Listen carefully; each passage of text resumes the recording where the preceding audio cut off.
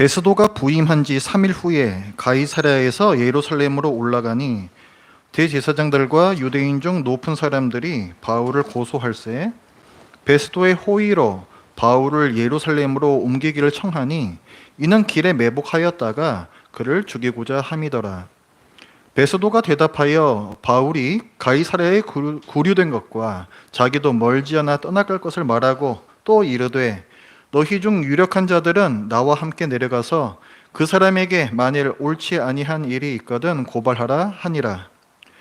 베스도가 그들 가운데에서 8일 혹은 10일을 지낸 후 가이사랴로 내려가서 이튿날 재판자리에 앉고 바울을 데려오라 명하니 그가 나오매 예루살렘에서 내려온 유대인들이 둘러서서 여러 가지 중대한 사건으로 고발하되 능히 증거를 대지 못한지라.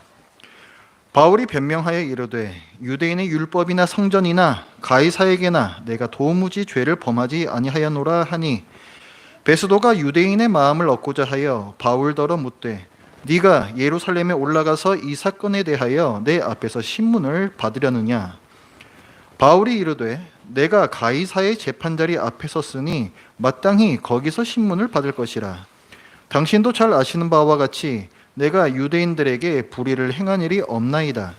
만일 내가 불의를 행하여 무슨 죽을 죄를 지었으면 죽기를 사양하지 아니할 것이나 만일 이 사람들이 나를 고발하는 것이 다 사실이 아니면 아무도 나를 그들에게 내줄 수 없나이다. 내가 가이사께 상소하노라 한데 베스도가 배속자들과 상의하고 이르되 네가 가이사에게 상소하였으니 가이사에게 갈 것이라 하니라. 아멘. 자, 사도 바울이 이제 예루살렘으로 올라왔죠. 사도 바울이 이제 예루살렘 왔는데 복음을 대적하는 그 이단시하는 유대인들이 바울을 굉장히 싫어합니다. 그래서 군중을 선동해서 이 사람들이 막 바울을 막 때리고 죽이려고 하는 큰 소동이 일어나요. 그래서 그 예루살렘의 치안을 담당하고 있던 로마 군대의 천부장, 그러니까 1000명의 군인을 데리고 있는 지휘관이거든요. 그러니까 지금 따지자면 한 대대장 정도 될 것 같습니다.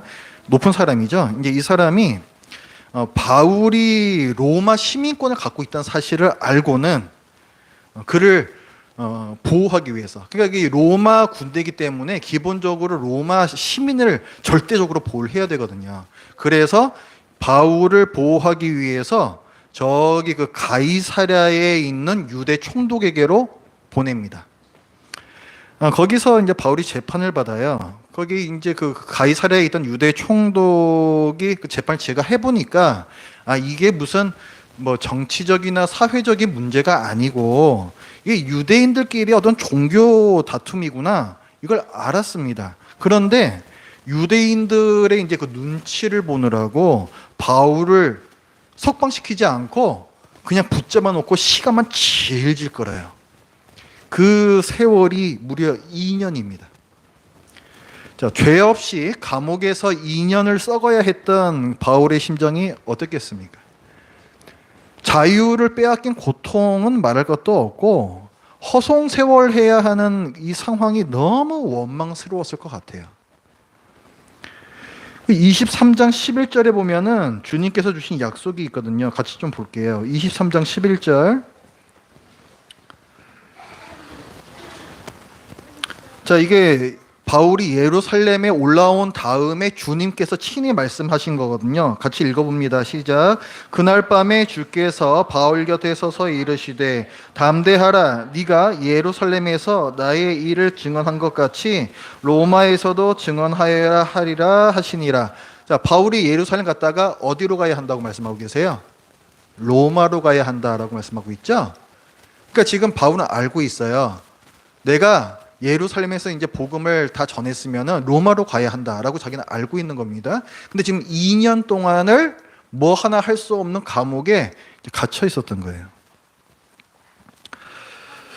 자, 바울에게 로마로 갈 것이다라는 이 주님의 분명한 약속이 있었던 것처럼 우리에게도 성경에 분명한 약속이 있습니다. 많이 있죠. 예를 들어서 이제 사도행전 같은 데서도 보면은 주 예수를 믿으라 그리하면 너와 내 집이 구원을 받으리라. 우리가 잘 아는 이런 약속의 말씀이 있습니다. 우리 가족 중에 누군가는, 우리 친지 중에서도 누군가는 아직 믿음이 없어서 구원받지 못했습니다. 그렇죠? 어렵게 복음을 전한 적도 있지만 거부당했을 수도 있어요. 그래서 마치 감옥에 갇혀 있는 것처럼 이 바울처럼 더 이상 내가 할 수 있는 게 없어 보이고 무력감을 느낄 수가 있습니다. 과연 하나님의 약속이 이루어질까? 과연 너와 내 집이 구원을 얻으리라. 이 약속이 과연 이루어질까? 회의감이 들고 의심이 들고 아무래도 나하고는 관계없는 약속인가 보다 하면서 애써 체념하자니 너무 서글프죠. 성경 말씀이 나하고 상관이 없는 거예요. 얼마나 가슴 아픈 일입니까? 그러면서 내가 이 성경을 믿어야 하는가라는 신앙의 균열을 경험할 수도 있습니다. 바울 사도가 속수무책으로 기약 없는 2년의 세월을 보내야 했던 것처럼 나도 기약이 없고 속수무책인 거예요. 저는 이 상황에서 먼저 이 일이 여러분 잘못이 아니다라는 점을 말씀을 드립니다. 바울이 옥에 갇혀서 허송세월한 2년은 바울에게 책임이 있지 않습니다. 성경과 복음을 깨닫지 못한 무지하고 고집스러운 유대인들과 자기 정치적 이익을 위해서 바울을 석방하지 않은 이 유대 총독에게 책임이 있어요. 그들은 스스로 의식하지는 못했지만 거짓과 탐욕에 사로잡혀서 복음 전파를 막으려는 마귀의 하수인 역할을 자청하고 있었습니다. 그렇게 2년의 세월이 흘러서 유대 총독이 바뀝니다. 베스도라는 사람이 신임 총독으로 부임을 해요. 그게 이제 오늘의 본문입니다. 그리고 부임한 지 3일 만에, 자, 우리나라도 그렇잖아요. 대통령이 바뀐다, 총리가 바뀐다 하면은 한번 쭉 그냥 전국을 돌죠. 민생 시찰을 하는 거거든요. 그 민심을 보는 겁니다. 베스도도 마찬가지예요. 이게 유대 총독이기 때문에 유대지를 한 바퀴 쭉 하고 그냥 돕니다. 그러면서 예루살렘에 방문을 해요. 로마 제국에서는 가장 싫어하는 게 뭐라 그랬어요? 반란이라 그랬죠. 시끄러워지는 거라 그랬죠. 로마 황제가 그걸 가장 싫어한단 말이에요. 그래서 총독이 민심을 제대로 다스리지 못하면 문책이 들어가고 심한 경우에는 파면을 당합니다. 그렇기 때문에 지금 신임 총독 베스도가 민심에 예민하게 귀 기울일 수밖에 없는 때인 거죠. 예루살렘의 유대인들이 이 점을 이용을 합니다. 그 2절에 보면은 대제사장들과 유대인 중 높은 사람들, 그러니까 지도자들이에요. 종교적, 정치적 지도자들, 이 사람들이 바울을 이제 고소하는데 그 3절에 보면 베스도의 호의로 바울을 예루살렘으로 옮기기를 청하니라고 했습니다. 여기서 보면은 베스도의 호의로라는 말이 있죠. 이거는 베스도가 선심을 써야만 가능한 일이야, 이거는. 그러니까 이게 정식적인 절차대로 하면은 지금 가이사랴에 있는 바울을 예루살렘에 데리고 올 아무런 법적 근거가 없는 것입니다. 근데 단순히 베스도의 호의를 좀 구하고 있다. 그러니까 지금 민심을 지금 살피고 있는 그 때를 지금 유대인들이 이용하는 거예요. 자, 근데 이들의 속내는 무엇이었을까요? 왜 바울을 예루살렘으로 데리고 오려고 할까요? 그것이 그 뒷부분에 나와 있습니다. 이는 길에 매복하였다가 그를 죽이고자 함이라. 2년 동안 지금 바울이 갇혀 있잖아요. 근데 그 갇히기 전부터 유대인들이 몇십 명이 모여가지고 목숨을 걸고 맹세를 한 게 있어요. 우리가 바울 꼭 죽인다. 저 이단 놈 새끼 내 꼭 죽인다. 그걸 목숨을 걸고 맹세를 한 적이 있었습니다. 근데 지금 2년의 세월이 흘러서도 여전히 그 일을 갈고 있는 거예요, 이 사람들이. 그래서 바울 예루살렘으로 올라오게 해서 가이사랴부터 예루살렘까지 100km라고 제가 말씀드렸죠. 그 100km의 어딘가에서 몰래 바울을 이제 암살하려는 그런 계획을 이제 갖고 있는 것입니다. 그랬더니 이제 베스도 총독이 뭐라고 대답하냐면 안 된다 그래요. 안 된다 그래요. 그리고 그럴 필요도 없다라고 얘기합니다. 그 4절과 5절에 이제 그 이유가 나와요. 왜 그러냐면은 지금 바울이 가이사라에 지금 갇혀 있고, 그러니까 도망칠 염려가 없어요. 그리고 며칠 후에 자기가 다시 가이사라로 갈 거기 때문에 너희들 중 너희가 대표자 몇 명 뽑아. 그래가지고 나랑 같이 그냥 가이사라로 가가지고 거기서 정식 재판을 열고 거기서 너희들이 정식으로 고발을 해. 이렇게 이제 대답을 해요. 굉장히 공정한 대답인데, 베스도 총독이 이렇게 대답했던 큰 이유는 뭐냐면 바울이 로마 시민권자였기 때문입니다. 자, 지금 베스도가 총독으로 부임한 지 며칠 만에 예루살렘으로 갔다 그랬어요? 며칠 만에? 3일 만에. 3일 만에. 근데 부임한 지 3일밖에 안 되는 사람이 일개 죄수, 그 감옥에 갇혀 있는 죄수, 그 한 사람에 대해서 이미 지금 알고 있잖아요, 이 사람이 지금. 그렇죠? 이 얘기는 그럼 뭐예요? 이전에 총독이었던 사람한테서 바울의 이야기를 전해 들었다는 얘기예요, 이거는. 3일 만에 자기가 뭐 감옥에 있는 사람 사정을 지가 다 파악했겠어요? 그 유대 지역이 얼마나 넓은데, 거기서 지금 그 걸려있는 현안들과 사건들이 얼마나 많은데, 그렇죠? 이건 전에 들은 거예요. 이전에 총독한테서 뭘 전해 들었겠어요? 바울이 유대인들끼리의 종교 문제 때문에 미움을 사서 우리가 보호하기 위해서 여기 데리고 온 거다. 그러니까 그는 법적으로 어떤 그 잘못 저지른 게 아니다. 그거 이미 듣고 있는 것이고, 로마 시민권자이기 때문에 각별히 잘 보호해야 돼. 이거가 이제 들은 거예요, 이 사람은. 그래서 이 신임 총독 베스도는 바울을 보호하기 위해서 뭔가 좀 수상쩍은 유대인들의 이 요청을 거절하고 자기가 안전하게 재판을 진행할 수 있는 가이사랴에서 재판을 진행하자라고 얘기를 한 것입니다. 그래서 할 말이 없잖아요, 유대인들이. 그래서 뭐 할 수가 없어요. 그래서 이제 베스도와 함께 가이사랴로 와서 바로 즉시 그 이튿날 이제 재판을 엽니다. 재판 순서는 늘 그 고발하는 사람들이 이런 잘못을 했어라고 얘기를 하고 바로 이어서 고발 당한 사람이 자기 변호를 하는, 항상 그 순서가 이루어져요. 로마 재판은 그렇습니다. 그래서 이제 유대인들이 먼저 이제 바울을 고발을 해요. 근데 7절에 보면은 예루살렘에서 내려온 유대인들이 둘러서서 여러 가지 중대한 사건으로, 그러니까 한두 가지로 고발한 게 아니에요. 여러 가지로 고발을 했는데 중요한 건 뭐냐면 능히 증거를 대지 못했대요. 증거가 없어요. 증거가. 지금 이 세상에도 그렇잖아요. 심증은 있는데 물증은 없다. 그건 증거 불충분이야, 그거는. 그렇죠? 물증이 센다, 물증이. 근데 없었던 얘기예요, 이게. 그럴 수밖에 없는 게 이게 무슨 2년 전에 뭐 이럴 때 일이잖아요. 그 증인을 도대체 찾는 것도 어렵고 뭔가 증명하기가 너무 어려운 거예요, 이게 지금. 자, 이제 그래가지고 이제 그 고발자들이 고발이 뭔가 좀 맥 빠진 상태에서 이제 끝나버리고 순서에 따라서 그 다음에 이제 바울이 나와가지고 자기 이제 변호를 합니다. 자, 유대인들이 여러 가지 일로 고발을 했다 그랬잖아요. 뭘로 고발했는가는 이 바울이 자기 변호하는 걸 보면은 알 수가 있어요. 8절에 보면은 바울이 변명하여 이르되 유대인의 율법이나 성전이나, 자, 이거 종교적 문제죠? 종교적 문제예요. 그러니까 유대인들이 말하는 건 뭐냐면 저 바울이라는 놈이 율법을 없이 여기고 성전을 무시한다. 이걸 갖다 늘 얘기를 하거든요. 근데 바울은 나는 그런 적이 없다, 이렇게 얘기를 하는 것이고, 그 다음에 또 가이사에게나 내가 도무지 죄를 범하지 아니하였노라, 이렇게 자기 얘기하죠. 그러니까 유대인들은 또 정치적인 문제로 또 고발을 한 거예요. 저 바울이 가이사가 뭐냐면은 영어로 케사르, 시저예요.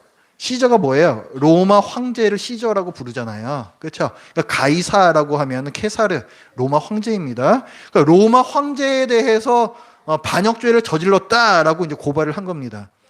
그 복음을 들어보면은 예수님이 왕이다, 이걸 얘기하잖아요. 그렇죠?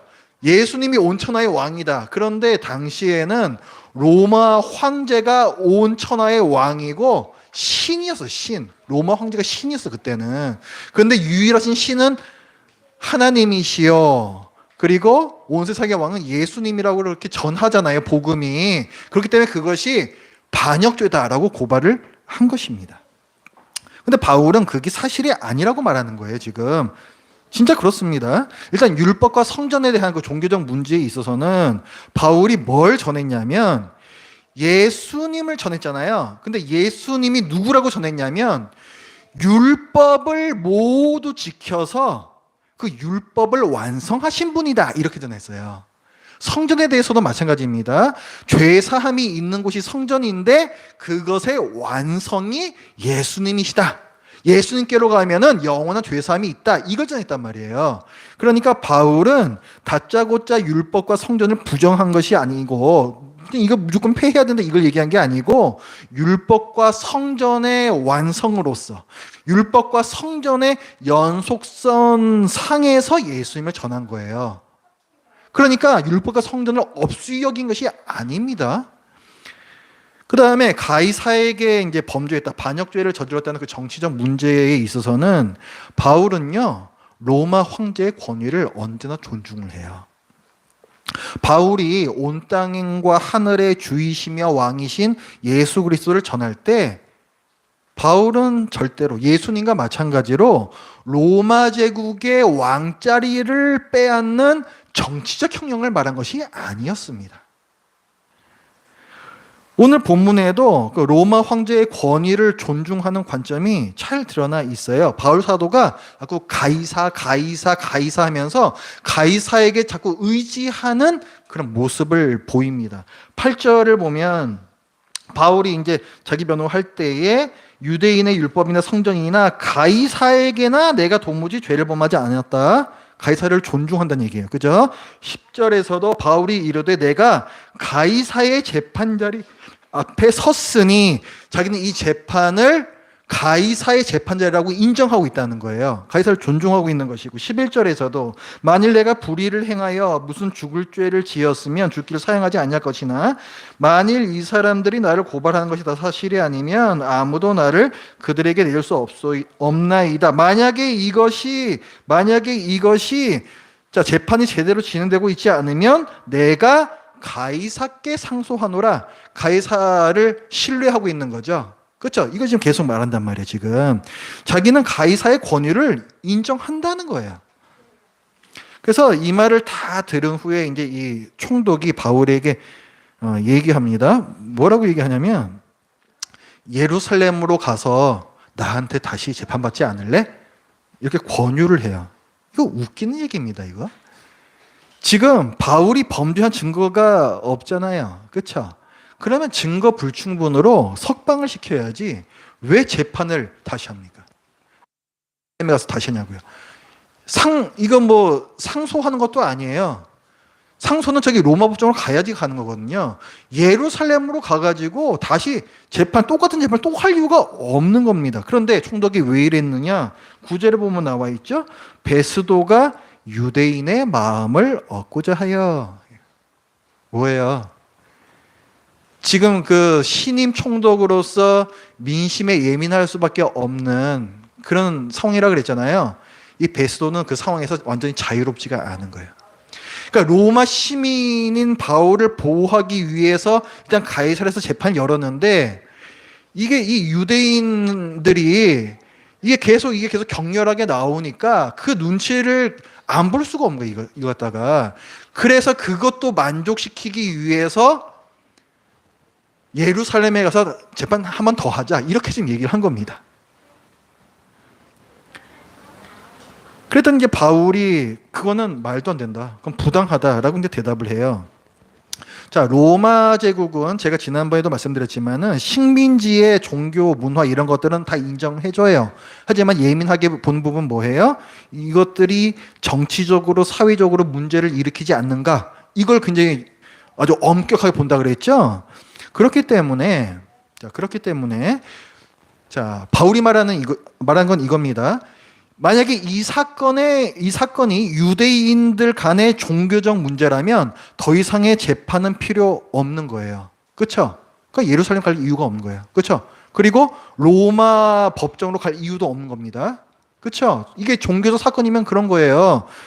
그리고 만약에 이것이 정치적인 문제다. 진짜 가이사에게 뭐 반역을 했고 뭐 이런 정치적인 문제라면 그거는 정치적 문제이기 때문에 유대인 법정이 아니라 로마 법정에 서는 게 맞다는 거예요. 맞는 말이죠? 그렇죠? 그래서 그러므로 내가 가이사 앞에 가서 재판을 받겠다라고 이야기를 하는 것입니다. 그래서 이제 베소가 이 얘기 다 듣고 이제 법정에 있는 그 배석자들 거기 각자 이제 참여한 뭐 배시몬 같은 뭐 그런 사람들일 수도 있을 것 같아요. 그 사람들이 이제 상의를 해서 그렇게 하자, 그렇게 합시다라고 이제 결정을 합니다. 12절에 보면 베스도가 배석자들과 상의하고 이르되 네가 가이사에게 상소하였으니 가이사에게 갈 것이라. 네가 상소했으니까 그래, 네 말대로 로마로 가라 이렇게 얘기를 하는 거죠. 사실 베스도 총독은요, 이 가이사에게 난 가겠다라는 이 바울의 요청을 사실은 속마음으로는 두 손 들고 환영했습니다. 왜냐하면 만약에 바울이 예루살렘으로 가게 되면, 그렇죠? 그냥 자기가 유대인들 눈치 보느라고 예루살렘 가자 그랬잖아요. 근데 예루살렘 가는데 길 중간에서라든가 예루살렘에서 뭔가 바울이 해코지를 당했다. 그러면은 이 총독은 즉시 황제로부터 너는 로마 시민을 보호하지 못했다라는 문책을 당할 수밖에 없어요. 아주 심한 문책을 당할 수밖에 없어요. 그러니까 굉장히 불안한 일이죠, 이것은. 근데 그렇다고 또 예루살렘으로 안 보내자니 유대인들이 또 민심을 잃을 것 같고. 근데 지금 바울을 로마로 보내버리면 어때요? 모든 걱정이 없어집니다. 모든 걱정이 없어져요. 상소해가지고 법대로 로마 법정으로 보내는데 유대인들이 할 말이 없죠. 그렇죠? 그리고 로마 시민권을 정당하게 보장해 준 거예요. 그러니까 황제한테 문책당할 일도 없죠. 얼마나 좋냐고요. 그렇게 해서 바울이 로마로 갈 것이 확정이 됩니다. 자, 이 사건에는 하나님의 보이지 않는 섭리가 간섭하고 있습니다. 오늘 이 본문은 아까 우리가 23장 11절에서 봤어요. 네가 예루살렘에서만이 아니라 어디에 가서 로마에서도 가서 나를 증언해야 하리라. 이 명령과 약속을 주님께서 이루어 가시는 현장입니다. 바울은 감옥에 갇혀서 허송세월하는 2년 동안에도 당연히 주님의 그 약속을 잊지 않았어요. 그리고 오늘 이 재판의 자리에서 상황을 예의주시하고 있다가 로마로 갈 수 있는 기회를 포착해서 적극적으로 이용합니다. 로마로 가서 다시 재판받는다. 이 얘기 누가 제일 먼저 한 거예요? 바울이죠. 베스도도 이 총독도 아니고 유대인들도 아니에요. 다름 아닌 바울이 얘기를 했다고. 그러니까 바울은 이 얘기를 할 수 있는 순간을 계속 노리고 있었던 거예요, 이 사람은. 그 사실을 어디서 알 수 있냐면 이때의 이 분위기가요. 바울의 무죄 석방 쪽으로 이미 기울고 있었어요. 그 아까 8절에서 본 것처럼 7절에서 본 것처럼 유대인들이 고소하는데 증거를 못 댔잖아요. 그렇죠? 그 다음에 바울이 자기 변론을 할 때 그 10절에 보시면 당신도 잘 아시는 바와 같이 내가 유대인들에게 불의를 행한 일이 없나이다 이렇게 얘기하잖아요. 베스도도 알고 있어요. 이미 이 분위기가 바울은 무죄다. 이 분위기인 거래. 이미 이 분위기가. 그리고 베소가 할 말이 없으니까 또 예루살렘으로 한번 가서 다시 한번 이 말이지만 하는 것이고 이미 이 분위기인 거예요. 나중에 26장에 이런 데 가면은 바울이 또 뭐 아그리빠 왕이니 또 지금 여기 있는 이 총독이니 같이 다 또 모여 있는 자리에서 또 한번 자기 이제 얘기를 하거든요. 그때 그 아그리빠 왕 이 사람이 뭐라고 그러냐면은 바울이 상소하지 않았으면은 무죄로 석방될 수 있었겠다. 이렇게까지 얘기를 해요. 근데 바울이 그 사실 몰랐을까요? 자기가 무죄로 석방될 수 있을 거라는 사실을 과연 몰랐겠습니까? 알고 있죠. 바울이 얼마나 똑똑한 사람인데. 그런데 로마로 가서 가이사에게 재판받겠다고 가이사를 몇 번이나 들먹거렸어요? 3번이나 들먹거리잖아요. 이거는 로마에서도 복음을 증언하라는 주님의 명령과 약속, 그거 외에는 이유를 찾을 수가 없습니다. 그래서 바울은 자기가 로마 시민권자라는 그 신분을 적극 이용해서 자기의 그 법적인 권리를 이용해서 로마 황제에게 상소를 하는 거예요. 그러므로 오늘 본문의 주제는 복음이 로마로 갈 것이 확정되었다가 되겠습니다. 오늘 장면은 바울이 이 완악한 유대인들과 이 치사하고 불의한 총독에게 밀리고 있는 패배의 현장이 아니라 복음이 그들의 완악함과 불의를 격파하고 로마로 진군하는 승리의 현장인 것입니다. 사탄과 복음의 대적자들이 바울 사도를 2년 동안이나 감옥에 가둬놓았지만 언제까지나 복음의 진군을 막을 수는 없었습니다. 하나님께서는 당신의 약속을 반드시 지키세요. 하나님께서 성경을 통해서 우리에게 주신 많은 약속들이 있습니다. 우리에게 한번 적용을 해보자고요. 정말 많은 약속들이 있지만 하나님께서 구원을 주시는 이 사도행전을 읽고 있는 지금은 여기 계신 분들 중에서 믿지 않는 가족을 두신 분들께 아까 그 말씀, 주 예수를 믿으라 그래야만 너와 내 집이 구원을 받으리라, 이 약속을 붙들고 포기하지 말라는 말씀을 드리고 싶습니다. 하나의 가족이 찢어져서 누구는 천국으로 가고 누구는 지옥으로 갈린다는 사실은 너무 끔찍하고 낙담이 되며 슬픈 일입니다. 만약 지금 믿지 않는 가족이 너무나도 완고하여 복음을 거부하고 있어 마치 감옥에 갇힌 바울처럼 나 자신이 무력해 보이는 나날들이 이어지고 있을지라도 네가 로마를 보리라 약속하신 하나님의 약속을 믿고 인내하시며 하나님의 때를 기다리시기 바랍니다. 자, 그러면은 그 감옥에 갇혀 있는 2년 동안 로마에 가기까지, 여러분이 누군가에게 복음을 전하기까지 여러분은 뭘 해야 될까요? 먼저 오늘 이 재판 현장에서 대적자들이 바울의 죄를 지적할 수 없었죠. 그렇죠? 그랬던 것처럼 사람들이 마음속으로라도 여러분을 도덕적으로, 사회적으로 비난할 만한 거리를 만들지 마십시오. 굉장히 중요한 거예요. 굉장히 중요한 거예요. 신앙 양심을 저버리지 말라는 거예요. 베드로전서 3장 15절 말씀에 보면요, 그게 전도의 맥락에 있는 거거든요. 너희 마음에 그리스도를 주로 삼아 거룩하게 하고 그리고 언제나 온유와 두려움으로 대답할 것을 항상 갖고 있으라, 이렇게 말씀이 되어 있어요. 그러니까 복음을 전하기까지 우리 마음이 그리스도를 주로 삼아 거룩해야 합니다. 신앙 양심을 지켜야 된다는 얘기예요. 평소에 신앙 양심에 거리낌이 없는 거룩한 삶, 세상 사람들이 볼 때에 저 사람은 뭔가 다르다, 정직하다, 선하다 느낄 수 있는 삶, 정의와 사랑의 가치를 좇는 그 모습이 구체적이고 지속적으로 드러나는 삶, 그 삶을 사셔야 돼요. 그 삶을. 그게 신자의 마땅한 모습이고 더불어 이것을 통해서 복음을 전할 수 있는 기회를 얻을 수가 있습니다. 이 모습 없으면은 복음 전할 기회 얻기도 힘들고 전해봐야 믿지도 않아요. 너나 똑바로 살아 이 자식아, 이렇게 나온다고요. 그러니까 하나님 앞에서 정직하게 살자. 하나님 앞에서 정직하게. 그놈의 뭐 돈 때문에, 그 몇 푼 때문에 왜 양심을 팔고 거짓말을 해? 왜? 그러면 안 되는 거죠.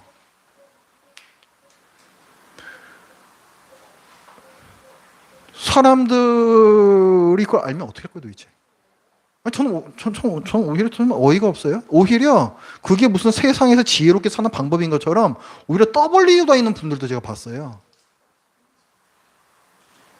이해할 수가 없어요. 이해할 수가 없어요. 그리스도인인지 그 자체를 저는 의심하게 됩니다. 복음 못 전해요, 그렇게 해가지고는. 절대 못 전합니다.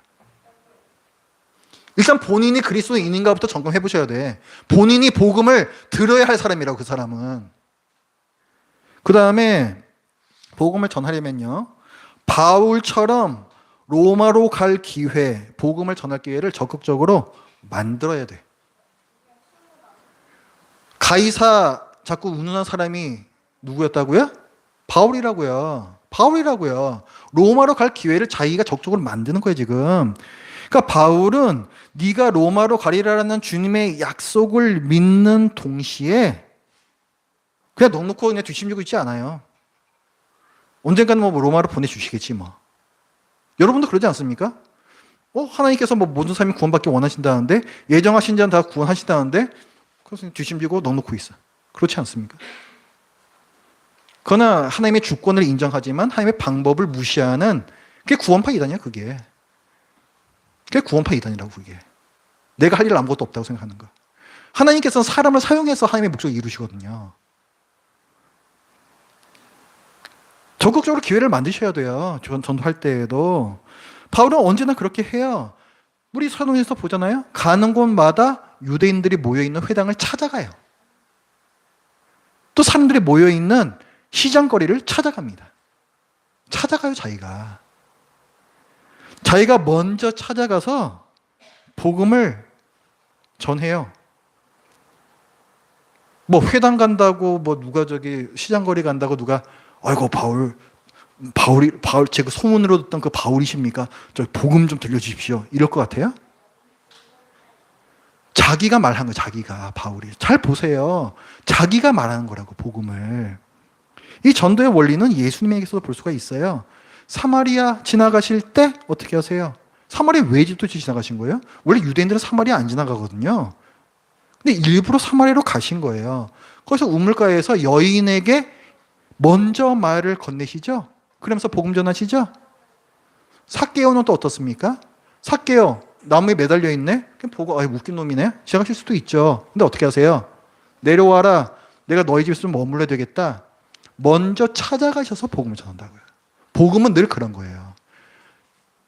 늘 그런 거예요. 그래서 예수님의 그 지상 명령, 가장 높은 명령, 가장 중요한 명령으로 부르는 그 마태복음 18장, 28장 마지막에 나오는 말씀 있잖아요. 거기 보면 뭐라고 돼 있어요?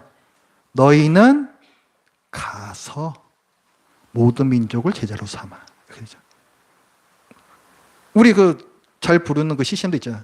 가서 제자 삼으라. 오면 제자 삼으라. 뭐 2절 3절에도 있어요, 그게? 없지, 그래. 없어. 없다고.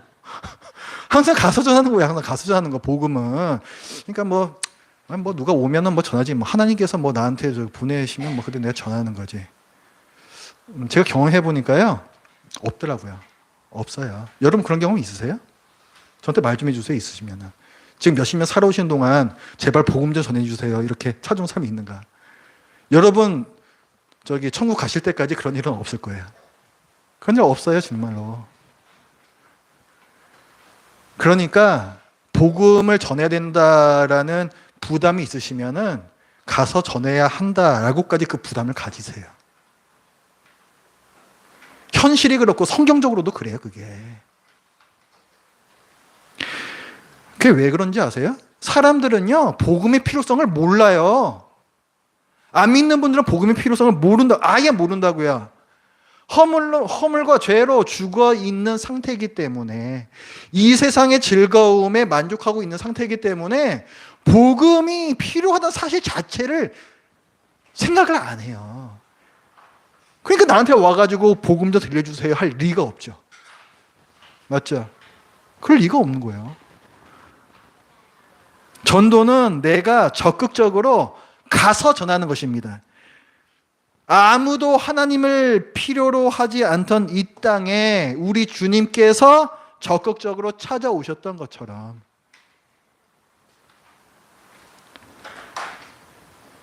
그래서 복음을 전하려면 적극적으로 기회를 만드시기 바랍니다.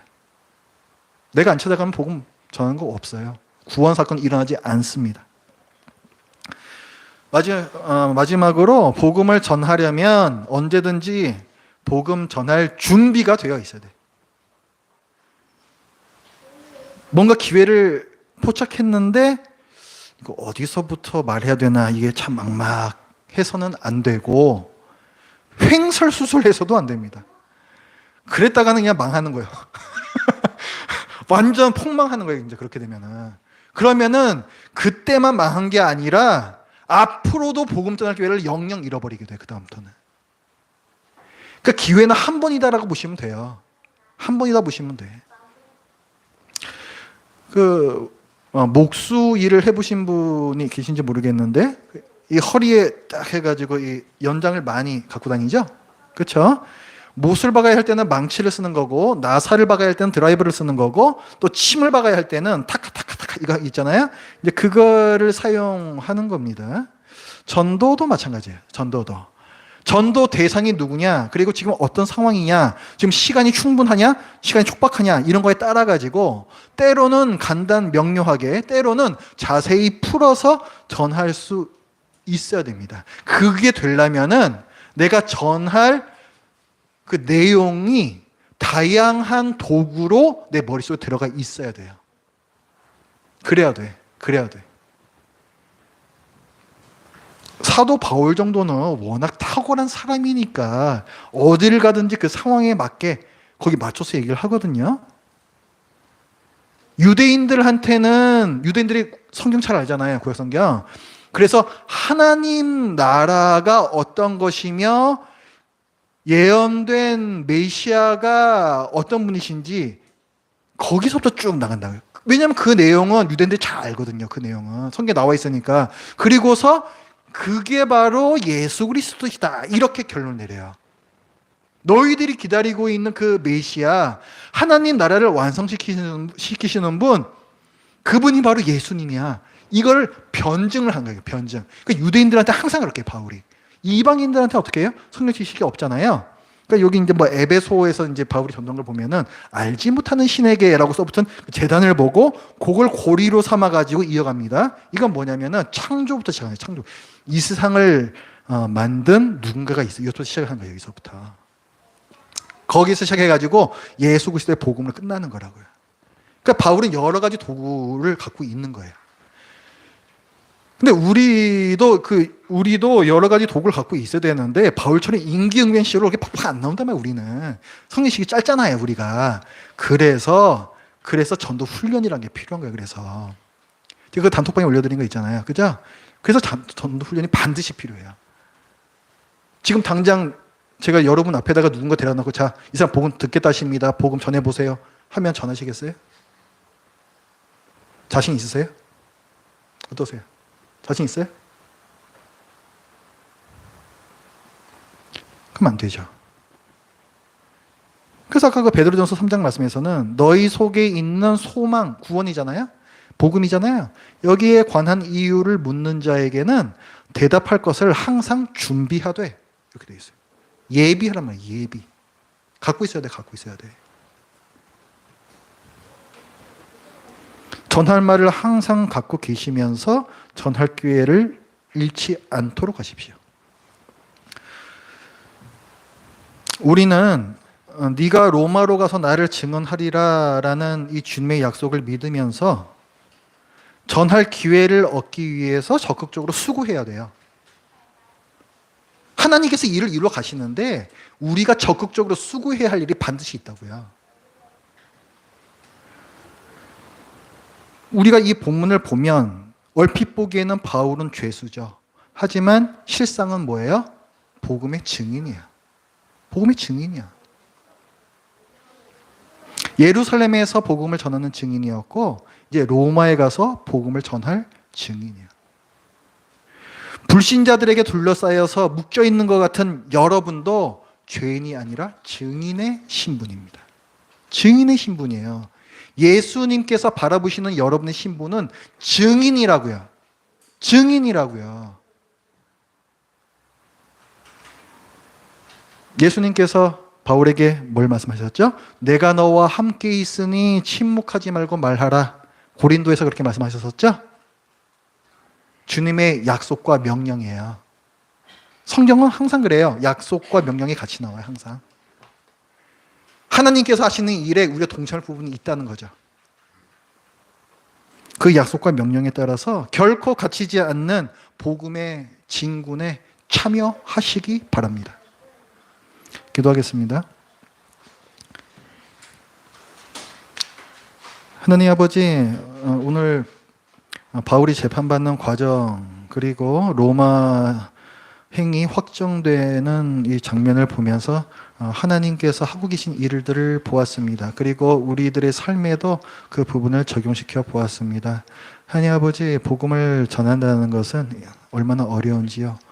이 세상의 가치관을 둘러엎는 일이고, 또 세계관과 세계관의 큰 전쟁이 일어나는 현장이고, 그래서 아무도 먼저 찾지 않는 이 복음, 그것을 이 미련해 보이는 이것을 또 저희들에게 맡겨주시고, 또 오직 이 미련한 방법을 통해서만 구원을 이루시는 그 하나님의 그 섭리를 또한 보았습니다. 하나님 아버지시여, 저희가 너무 안이하지 않습니까? 그저 내가 구원받았으면 됐다로 만족하고 있지는 않습니까? 누군가는 전하겠지라는 생각으로 만족하고 있지는 않습니까? 그러나 예수님께서 주신 가장 최고의 명령, 가장 중요한 명령, 그것을 어긴다면 저희들에게 주님을 볼 무슨 면목이 있겠습니까? 하나님 아버지시여, 지금까지 복음을 전하지 않았던 저희들을 용서하여 주시옵소서. 하나님 아버지시여, 복음을 전하기 위해서 적극적으로 기회를 찾게 하시고, 또 저희 안에 전할 내용들을, 많은 도구들을 늘 예비케 하는 부지런함을 주시옵소서. 저희들의 우선순위부터, 저희들의 가치관부터 바꿔주시옵소서. 예수님의 이름으로 기도드립니다. 아멘. 찬송가 232장 1절부터